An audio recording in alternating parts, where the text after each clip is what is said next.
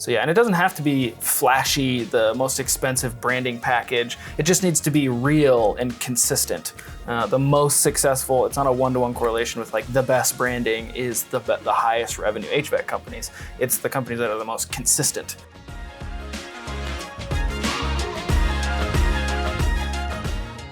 Hey, how's it going? It's Sim Brown, and this is the Plumbing and HVAC Hustle Podcast. And today I've got Vincenzo Colosimo, our very own guru of marketing strategy here at Hook Agency.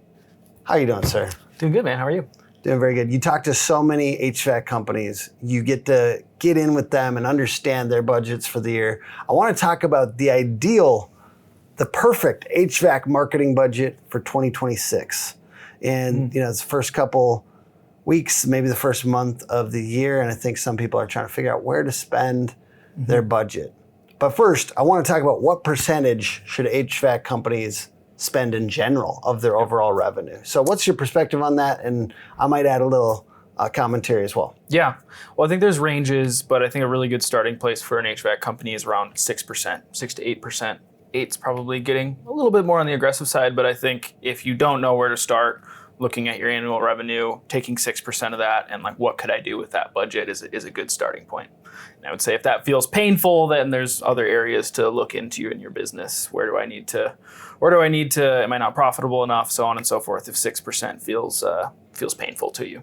And I'd say like this is growth mode companies, right? There's often like a company that's been around for 10 years, not planning on growing or even just adding an extra $500,000 this next year. That's a little easier than adding an extra $2 million this next year, right? Or trying to double or something. Right. So if you're at $6 million or something, adding $2 more million to go to $8 million, that's going to take some serious effort. Yeah. Versus like, if you like 6 million, like a lot of people are happy. And by the way, I don't want to say you're not good if you're happy. By the way, I'm wearing my daughter's bracelets just so you guys know. Zoom in on that if you don't mind. Yeah, but if you're not a growth mode company, I mean, you're probably not thinking, what is my ideal marketing budget for 2026? Because you're probably focused on refining your processes, making sure that you can run smoothly with the crew that you have, that sort of thing. You're probably not considering too much like, I don't know, why do you need a marketing budget if you're not trying to grow? Many homes suffer from inefficient HVAC systems due to leaky ducts, leading to uneven room temps, lost airflow, and higher energy costs. AeroSeal's innovative sealant technology targets and repairs leaks, improving airflow and efficiency. Increase your customer satisfaction, increase sales, and offer a unique market advantage. Become a leader in HVAC efficiency. AeroSeal.com. I think too, it's the smoothing out the big ebbs and flows. I think what people do often is they go up. Let's say you went from 4 to 6, like you got 50% more revenue this year. And then sometimes people go, I'm actually in pain. I do not want to market. Yeah. And I think that's actually weirdly one of the biggest mistakes. Yeah. Because it's about consistency. You do not want to drop once you grow. And if you're gonna spend all this time to train in new employees, you don't want this year you don't want it to go down. Right. So it's like I know it hurts, but trying to stay consistent with a marketing budget and slowly inch it up over time. It also means don't double your marketing budget if you've only been spending 3%. Right. Move it up 1%. Well, you got to build a machine, right? Yeah. And the first part of a machine is the schematics. I would say your marketing budget is a good place to start if you're feeling those super high highs, those super low lows, whether they be environmental, economic factors, whatever. Well, it's always the economy. It's always the economy, yeah. No, I get in that mode too. I'm not ripping on anyone. Yeah. And it's just been the economy. I've been in business for 9 years, and everyone's talked about the economy. Yeah. Every single year I've been in business, there's people that are struggling, and it almost needs to be the economy because otherwise it hurts. I have to take personal responsibility. I know somebody just hates me right now just because I said that. Well, it's a percentage of every lie is there's a piece of truth to it, right? Yeah. So like there is economic factors at play. Yeah. But if that's the only reason that we're not growing, unless we're in the Great Depression 2.0, then there is probably some more personal ownership to Which- which I don't know if that's If happening. it's the Great Depression 2.0, then I retract Greater everything I've said. Yeah, the Greater Depression. Yeah. I just like Rick Pickard. He's a guy who sold $14 million 3 years in a row in HVAC, and he says, I do not participate in bad economies. Yeah. I personally love it. I know that it's also annoying for people Yeah. that like maybe their area of the country is struggling, or it's been at least 10, 20% down in a lot of areas of the country. It's just like, well, how can I go hard to offset that? Yeah, well, the nice thing about the HVAC space is that it's a requirement space. It's a necessity space, right? Like if your HVAC unit goes out, if your water heater goes out, it doesn't matter what the state of the economy is, like you're going to need to replace that. And so I think someone like you were mentioning that's able to sell that much is probably just finding the pain points and alleviating those pains, like, basic sales, offering a solution to people's pain. And that pain's going to look different depending on where the economy's at. Yeah, I think it's just looking at if there is somebody in your area thriving, why? Right. What are they doing? Yeah. And someone is replacing those units. Yeah. Okay, what are the top 3 places that you'd spend if you had an HVAC company going into this next year? And let's say maybe you have the basics in place. Yeah. Yeah, if I had the basics in place, meaning, and tell me if this is what you're thinking of basics, I've got a solid brand. I have kind of a presence, a core brand that I communicate. My core messaging is in place.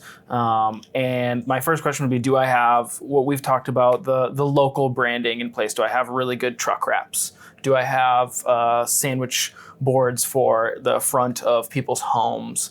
Do I have some maybe like neighbor door knocking in place? Hey, I'm doing your neighbor's HVAC unit. Do I have those things? So local branding would be one of the first areas that I would make sure that I'm investing into.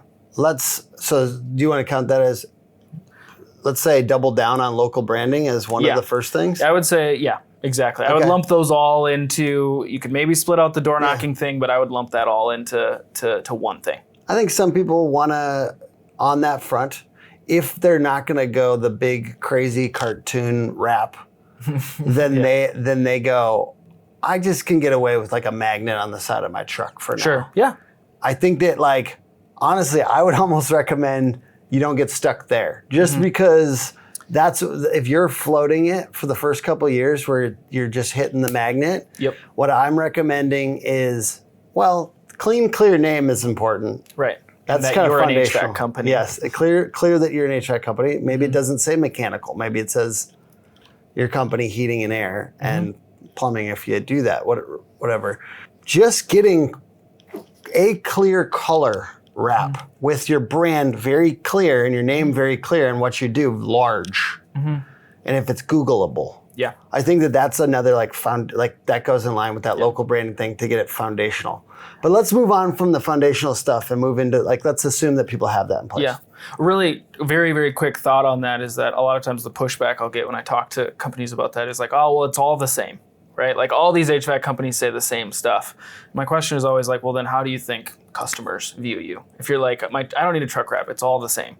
Well, how do you think customers are going to view you? If you think everyone's the same, why are homeowners going to think any differently? Yeah, that's the thing is like, man, we could go way down the rabbit hole on that one. Not the budget conversation. Because it's belief. Yeah. Like if you believe you're significantly better or different and how. Yeah. And you have to have that belief and your people have to have that belief to sell more and better this next Knowing year. your why, having core values that you live and die by.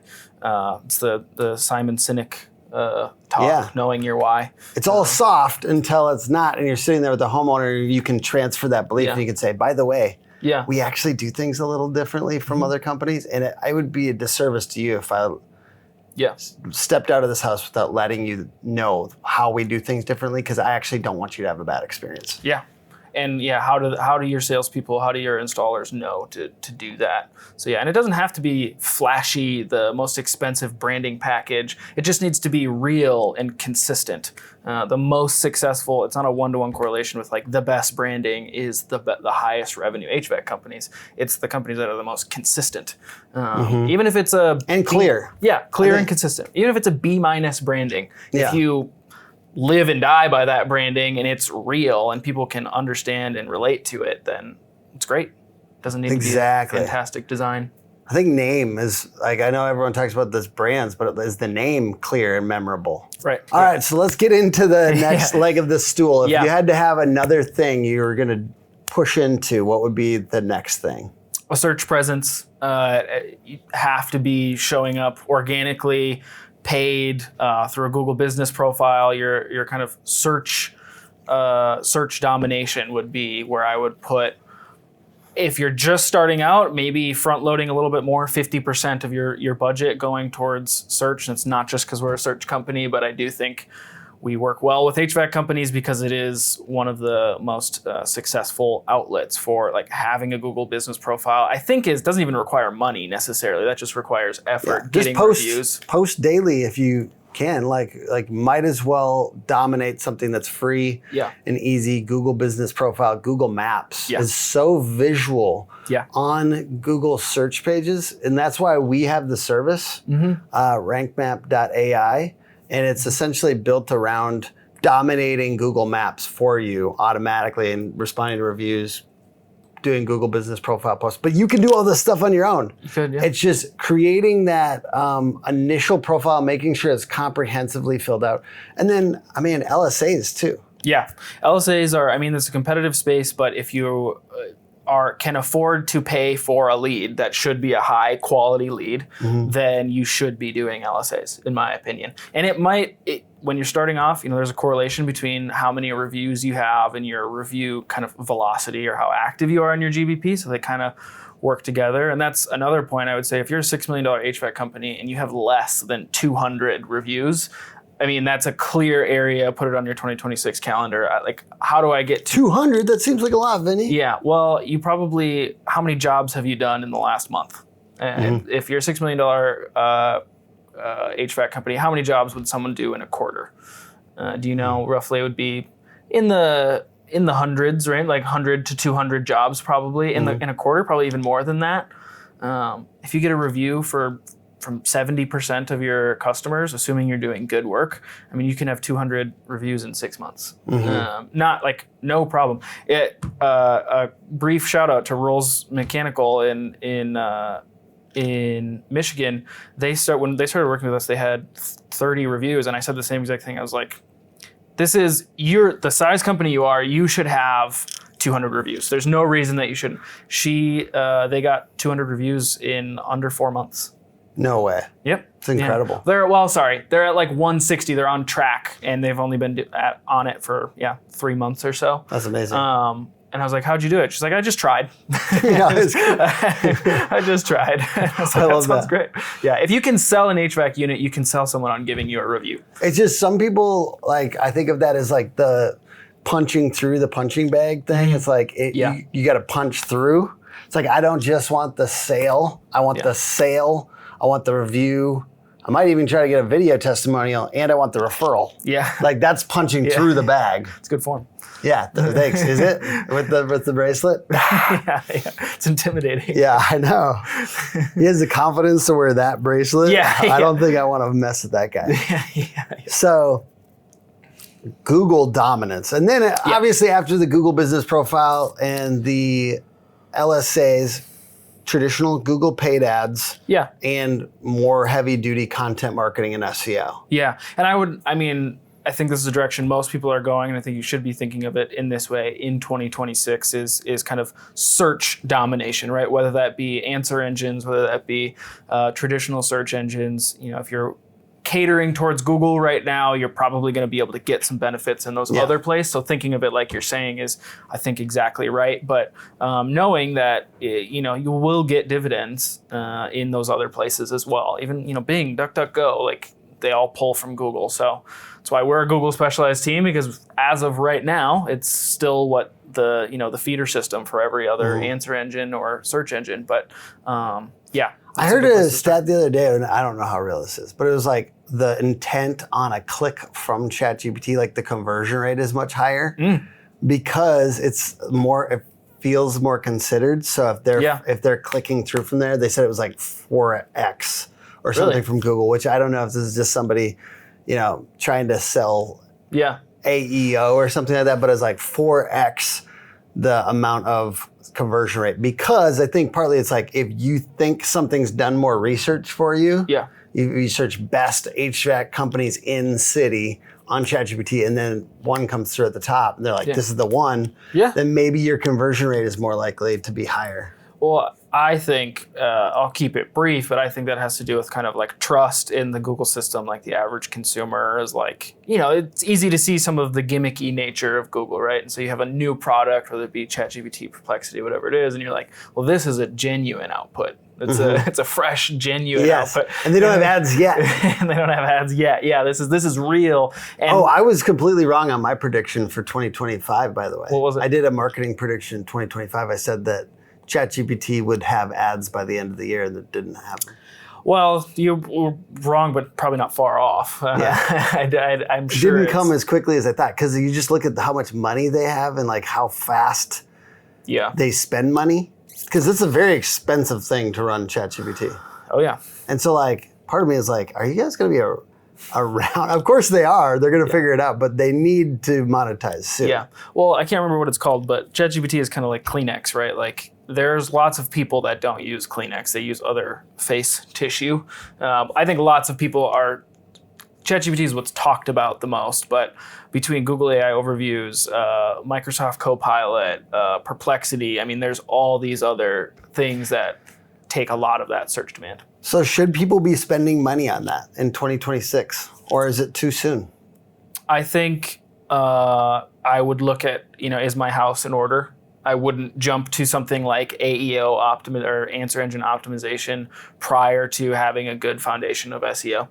And those things can work hand in hand, so it's not saying you couldn't do both, but if I have less than 200 reviews or I don't have good profiles online, those would be the places I would look before doing AEO, because your effort is going to be diminished. As an SEO person, I think that our illustrious President Cody told I don't know why I put illustrious there, just because he's a president, and it's a cool title. But SEO used to be of the company, not the country, right? Yeah. So we're in the United States. Yeah, not yet. But SEO used to be the practice of polishing a turd into a diamond, right? And it used to be like, it doesn't really matter what your online presence is. You could take a website, optimize it. And that's just not the case anymore. I think Nick Leroy is the one that said that. I don't know if I'm quoting him correctly. It could be a completely different person. Apologies, Nick, if that's not you. But it used to be, you could have terrible reviews online. You could have a terrible presence and it didn't really matter. You could still have good SEO. It's just not the case anymore. You need good reviews. If you want to show up on ChatGPT, Perplexity, you got to have a good BBB profile. All that stuff. Okay, so if somebody wanted to add $2 million, let's imagine they're at 6, they want to go to 8. Let's backwards engineer growth. Yeah. What are we going to need? What are the components of this math problem that will allow them to get an extra $2 million in revenue? Let's imagine that they have 20 leads a week. Yeah. And they need to add some, but what? I would say I would start with, like investing, 90% is as sure of bets as you can to get returns, and 10% is experimental. So I would find really solid converting things like Google Ads, like experimenting with your LSAs, as you'd mentioned about, and getting a consistent lead flow. And then you essentially just take the amount of leads that you need. Let's say you need 10 extra leads. You have to do that math problem, which is how much is 2 million divided by how many leads we'll need to get it. So if our average ticket is $2,000, we got to divide 2 million by 2,000 essentially, and figure out how many leads we're going to need. Yeah. So let's do that now with them. And that for fun. It would be 100, right? Well, the two other pieces that we're going to need, right, is the So let's say $2 million. There are two other pieces that we need, right? Which is the booking rate.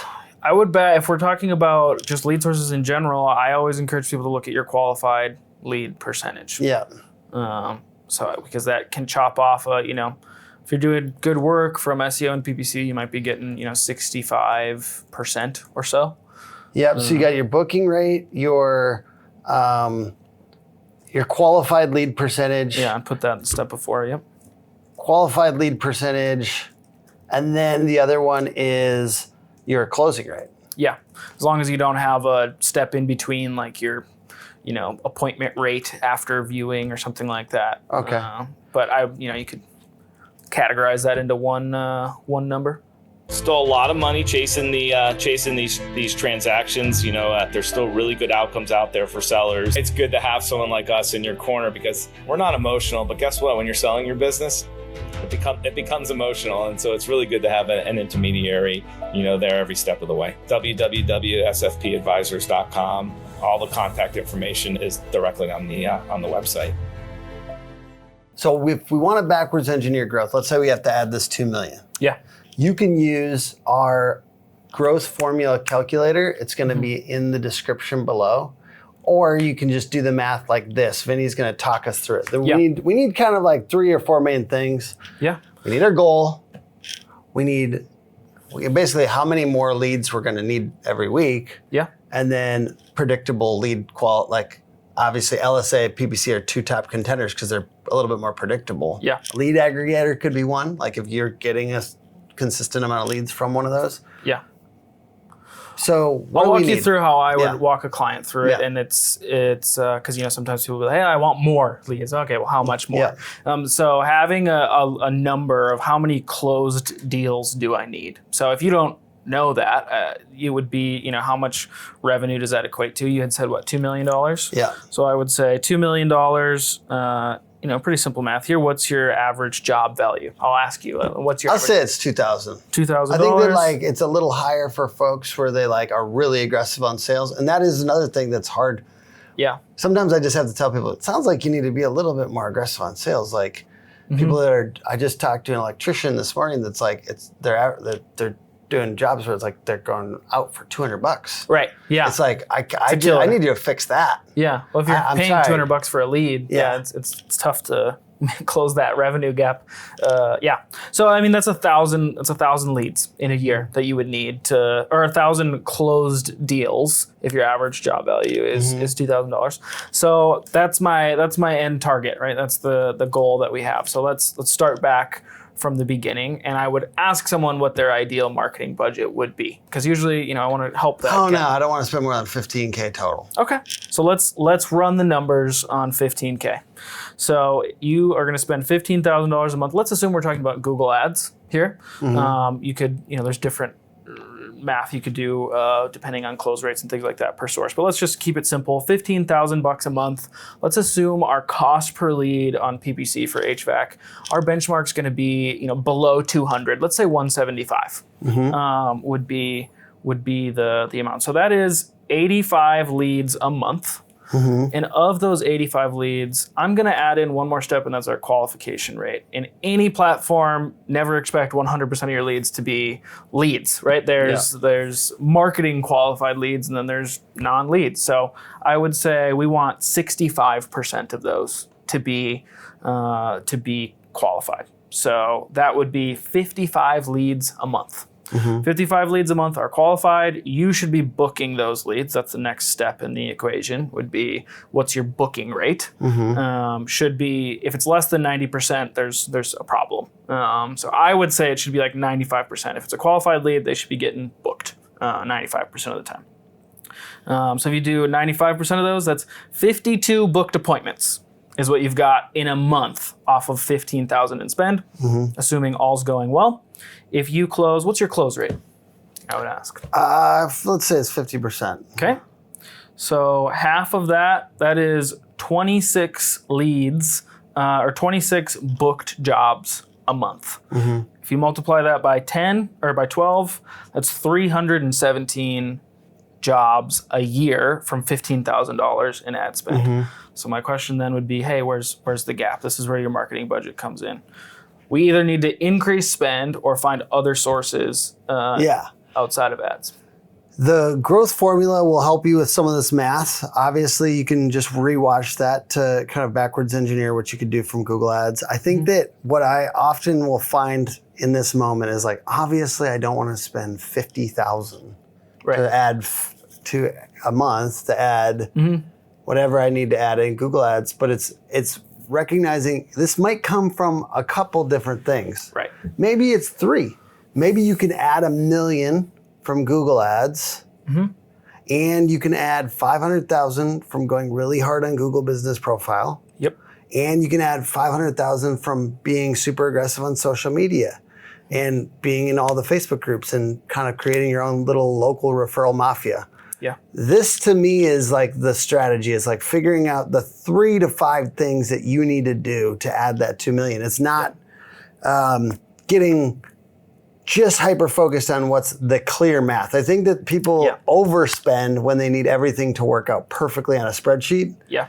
And they do better marketing overall when they get focused on building a attractive, magnetic brand. Yeah. And then using Google and other like easier, clearer lead source math techniques to augment what they're doing and building that magnetic brand. It's interesting that you say that because I think it's like I want the best of both worlds, but it's hard to get. And so, the truth lies somewhere in between, in my opinion. Like I want to create a structure where I can go balls to the walls on that. Like how do I aspirationally make the best brand possible and like throw a lot of eggs at the wall and see what sticks and wow, I'm watching my company grow. I would do that with a little bit of guardrails. And so I think a really simple way to look at things is MSP, or your marketing spend percentage. A lot of companies will set a target. Like my goal is that if I spend $10, I make $100. So my marketing spend percentage is 10%. That might be more like if I spend 15, I make 100. 15% seems like a good marketing spend percentage. And that can allow you, if you have that as your guiding light, you're going to have some that's way lower than that, referrals and things like that, Google Business Profile optimization, maybe that you're just doing on your own. You're going to have stuff that's higher, like your Google Ads or things like that. And so it gives you the freedom to kind of aspirationally go and try and make the best brand possible. But the little bit of spreadsheet that you might want to do is just like, what's my marketing spend percentage on my yard signs? What is my marketing spend percentage on my Google Ads? And like, what is my upper and lower bounds? Where am I comfortable with as long as it averages out to be about 15%, I should be growing. I love that as a general rule.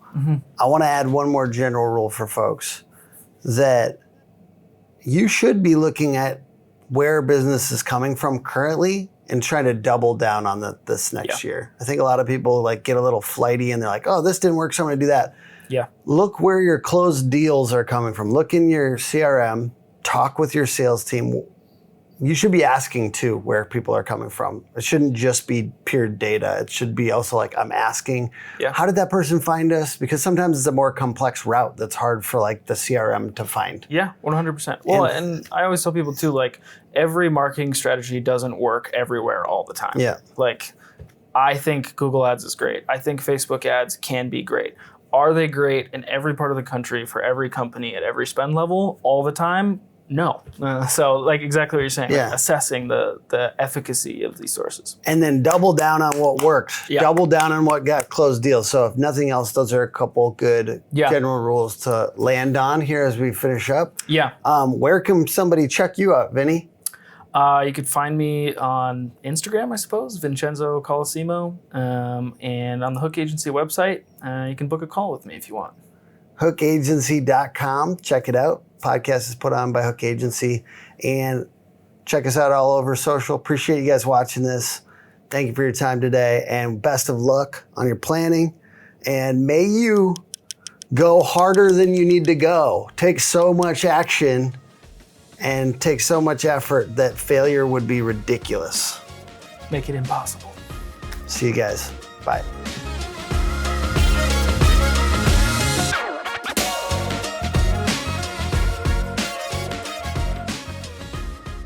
I can't commend Hook Agency enough on just the experience. We're talking about plumbing experience, but the experience we've had overall working with your team members on this project, they really draw out ideas that otherwise I didn't even think of, which is incredible. So thank you guys for being a valued partner of the Family Plumber. I really appreciate that.